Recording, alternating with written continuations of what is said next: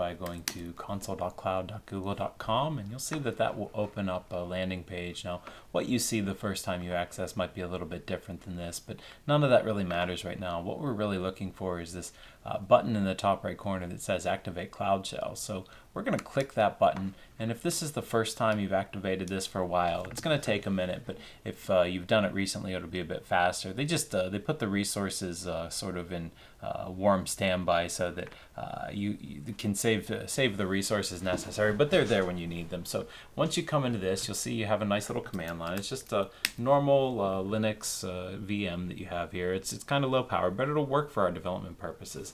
So you have a couple of options. You can pop it out as a new window. You can maximize. I like to do that if I'm doing a lot of scripting. But the other nice thing that's here is you can go ahead and click the editor.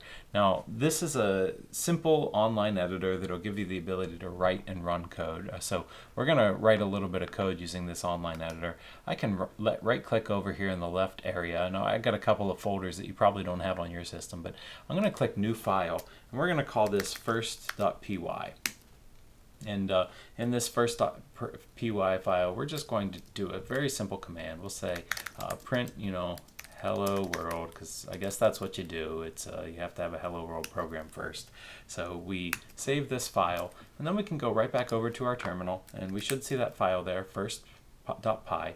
Now, in this environment, you can type Python first.py, but we actually don't want to do that. We don't want to run Python. We want to run Python 3, and that'll give us the access to Python 3 so that we can run that without having to go through any crazy configuration. So that'll allow us to execute our Python program, and this is going to be really important as we get further and further into working with App Engine, editing our files and modifying things. So this will give you just your first taste of accessing, connecting, and editing files using the Cloud Console editor.